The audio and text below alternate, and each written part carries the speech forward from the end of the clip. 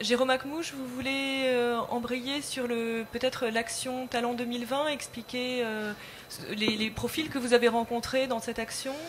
Oui, j'aurais voulu un petit peu rebondir par rapport à la thématique de la conférence, qui était justement se former et s'épanouir. Je trouve que ce qui ressort déjà d'une manière générale de cette conférence, c'est que on est dans un secteur très concurrentiel, très compétitif, et ce qui ressort à travers les différents témoignages, déjà, c'est que le facteur humain, le capital humain, en tout cas, est un facteur primordial de compétitivité pour les entreprises. C'est ce qui peut ressortir. Alors, non seulement c'est un facteur de compétitivité pour les entreprises, mais on s'est aperçu aussi à travers les différents témoignages, c'est que c'est aussi, et surtout, on s'en aperçoit, un facteur d'épanouissement personnel. On entend que c'est diversifié, que ça permet de rester jeune. C'est l'expression qui a été dite. Je trouve que c'est intéressant. J'avais jamais entendu ça pour un métier. C'est un métier qui me permet de rester jeune. Je trouve que c'est super d'entendre ça. Alors, quand on dit se former, je ne vais pas revenir dessus, parce que ce qui a été dit à l'instant, entre la diversité des formations, la diversité des métiers, c'est très très clair. Je voulais simplement rebondir sur le fait de pourquoi il y a une diversité des formations, il y a une diversité des métiers. Tout simplement parce qu'il y a une diversité des besoins des entreprises. Et d'où vient cette diversité des besoins des entreprises ? Eh bien, ça a été dit, hein, on est dans un monde qui est, au niveau de nos entreprises, sont dans un secteur qui est très concurrentiel, doivent rester compétitives, elles doivent faire face à différentes évolutions pour rester compétitives. Il y a des évolutions technologiques très rapides, et David en a vraiment parlé, les évolutions des exigences clients aussi, qui sont aussi assez importantes, en tout cas dans nos industries de sous-traitance, des évolutions aussi organisationnelles, qui font aussi que les compétences vont évoluer. Et donc, on parle aussi beaucoup de l'innovation comme moteur du développement économique. Or, si nos entreprises veulent se développer, il faut qu'elles intègrent des innovations. Et ces innovations, il faut soit des compétences à même de les développer, ces innovations, soit des compétences à même de les intégrer dans les entreprises. Donc, je pense que c'est pour ça qu'on retrouve une diversité de métiers et de profils au sein des entreprises industrielles. Et j'aurais voulu parler un petit peu d'épanouissement, vu que c'était un des aspects de cette conférence, en quoi les métiers industriels peuvent être source d'épanouissement. Mais plusieurs points, à mon avis, c'est que on s'en aperçoit, c'est que déjà d'une manière générale, les personnes qui travaillent dans les entreprises industrielles vont contribuer à la réalisation de pièces qui vont faire, on l'a dit tout à l'heure, hein, qui vont faire tourner le monde. Donc ça, premier point, donc contribuer à la réalisation de pièces du quotidien comme de l'exceptionnel. Mais aussi, par rapport à l'épanouissement, on s'aperçoit que recherchent les jeunes maintenant quand ils recherchent un travail. J'ai l'impression que plusieurs choses, pour les avoir rencontrés souvent dans le cadre du programme Talent 2020, ils recherchent de la diversité des missions, diversité des activités, donc tout ce qui peut aller contre la monotonie. Et ça, on s'en aperçoit, ce qui a été dit jusqu'à présent, c'est que cette diversité, on la retrouve dans les métiers industriels. Ils recherchent du travail en équipe. Ça aussi, ça a été dit, parce que dans une entreprise industrielle, c'est très clair, l'interdépendance entre les métiers pour réaliser une production. Si un des maillons de la chaîne est défaillant, c'est l'ensemble de la production qui est défaillante. Donc cette interdépendance, ce travail en équipe que recherchent aussi les jeunes, et on le retrouve dans les métiers industriels. Ils recherchent de la mobilité aussi. Donc ça, les témoignages précédents l'ont assez illustré. Et ils recherchent aussi des possibilités d'évolution de carrière. Et donc, monsieur de l'entreprise Siemens a évoqué son parcours. Lui-même, peut-être que si on lui avait demandé au niveau de quand il a fait son DUT, si on lui avait dit que quelques années après, il aurait un profil en marketing, je suis pas sûr, en fait, qu'il en serait là, et puis qu'il aurait imaginé, justement, partir peut-être sur une mission à Pékin dans le domaine du marketing et non pas dans le domaine de son cœur de formation. Merci. Alors, peut-être un petit mot de conclusion chacun. Jérôme, vous avez le micro, vous pouvez peut-être le garder. Qu'est-ce que vous diriez à un jeune? Quelles raisons vous invoqueriez pour convaincre un jeune de rejoindre les industries mécaniques? Moi, j'ai découvert ce métier. On a parlé de formation. J'ai une formation à la base qui n'est pas du tout dans ce milieu-là. Je m'occupe d'une organisation professionnelle maintenant au niveau du décolletage, alors qu'à la base, j'ai une double maîtrise en histoire et en anglais, et ensuite un DESS en ingénierie responsable de formation.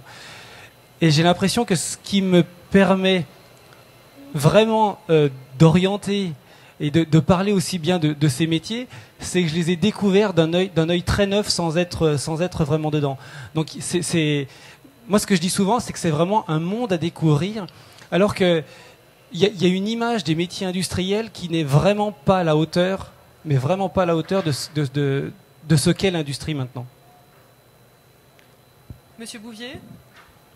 Moi, je vais revenir un peu sur l'aspect formation. Alors, peut-être l'élargir. J'ai beaucoup parlé d'ingénieurs. Il faut savoir aussi que pour entrer dans les industries, les jeunes vont devoir se former.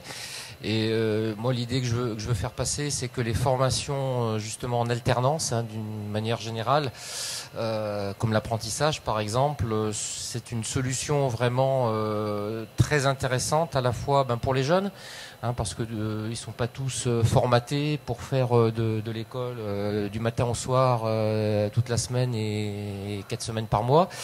Il y a ce côté donc pratique au niveau de l'entreprise et je dirais pour les entreprises c'est aussi une très bonne formule de pouvoir contribuer à former des jeunes pour les métiers, pour leurs métiers dont ils auront besoin, et ça permet donc de travailler en relation avec une école, mais aussi de former finalement le jeune aux méthodes de l'entreprise. Et c'est pour ça qu'on peut dans certaines formations retrouver un taux d'insertion assez élevé derrière, parce que l'entreprise elle a formé le jeune qui s'est formé à l'école, mais aussi dans son entreprise. Mais c'est d'autant plus intéressant que quand il est embauché à la fin, il connaît l'entreprise, il est opérationnel et il est bien formé. Voilà. Monsieur Gros-Claude ? Donc je vais conclure rebondir un petit peu sur l'aspect innovation également des métiers de la métallurgie. L'innovation nous permet à la fois d'être étonné tous les jours dans nos métiers, de découvrir, de continuer d'apprendre, et je pense que c'est un moteur d'épanouissement personnel relativement important. Et je vais insister également sur un point qui a été soulevé lors de cette intervention, c'est le travail en équipe. En effet, les métiers de l'industrie impliquent forcément un travail collectif pour améliorer, que ce soit la productivité, que ce soit la qualité client, etc., etc. Et je pense que c'est une bonne école de la vie de travailler dans ces industries mécaniques au niveau du savoir-être, savoir-faire, et peut-être également connaissance, je dirais, peut-être de la vie tout simplement. Merci. Monsieur Schramm ? Oui, moi je dirais simplement une conclusion de ce qui a été dit dans cette table ronde. C'est vrai que ce sont des métiers où l'on est vraiment dans le vrai, dans le concret. C'est ce que l'on voit quand on doit faire de la recherche et développement. On est au pied de la machine et on voit qu'on est là pour contribuer à la réalisation très concrète d'objets, de process de production qui permettent de fabriquer des objets qui sont les objets de tous les jours ou des objets très technologiques. Donc je pense que les jeunes actuellement sont en recherche de sens dans leur vie, mais aussi évidemment dans leur métier, dans leur fonction, puisqu'on passe quand même beaucoup de temps dans son travail, et donc c'est important de trouver ce sens aussi dans son métier. Et on l'a vu, les métiers de la mécanique sont des métiers passionnants, avec des hommes et des femmes passionnés. Et donc c'est le meilleur témoignage qu'on peut montrer aux jeunes, que vraiment c'est des métiers dans lesquels ils doivent se diriger. Madame Carlios ? Je voudrais vraiment revenir sur les possibilités d'évolution de carrière. On a par exemple une personne qui est rentrée au SAV il y a 20 ans et il est actuellement responsable informatique SAP au niveau mondial. Donc c'est un bel exemple aussi de réussite, des promotions internes. Et puis peut-être reprendre une citation de notre président qui dit que la formation coûte extrêmement cher dans le groupe, mais y renoncer nous coûterait encore beaucoup plus cher. Bravo. Et Monsieur Chevalier ? On n'a pas parlé de créativité. Je pense que la créativité, c'est aussi quelque chose d'important dans nos entreprises. C'est ce qui les fait bouger. Il a été dit beaucoup de choses, donc je ne vais pas revenir dessus, mais c'est vrai que c'est des métiers où on a la chance de conceptualiser les choses. Donc vous allez y réfléchir, vous allez y penser, et puis vous allez avoir la chance, il y a une partie artisanat.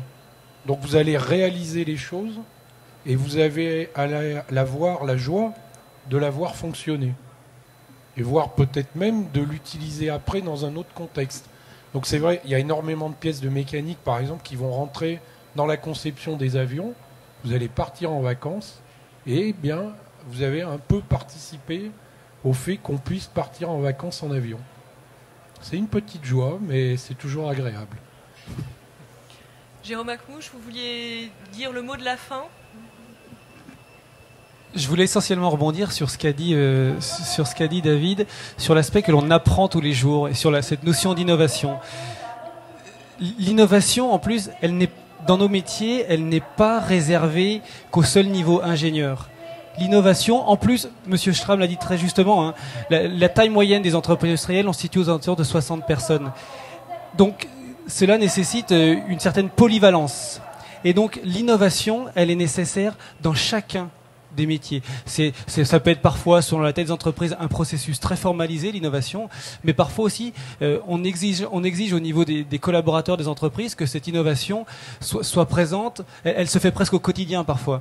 Hein, chacun peut pratiquement parfois soit optimiser un process, soit optimiser un mode de fonctionnement de sa machine, soit optimiser son environnement de travail. Donc cet aspect innovation, cet aspect apprendre tous les jours, cet aspect aussi créativité, ça fait vraiment partie des missions quotidiennes et indispensables pour un bon technicien, pour un bon ingénieur aussi dans le domaine des entreprises industrielles. Ouais, je me garde la possibilité de conclure d'un petit mot.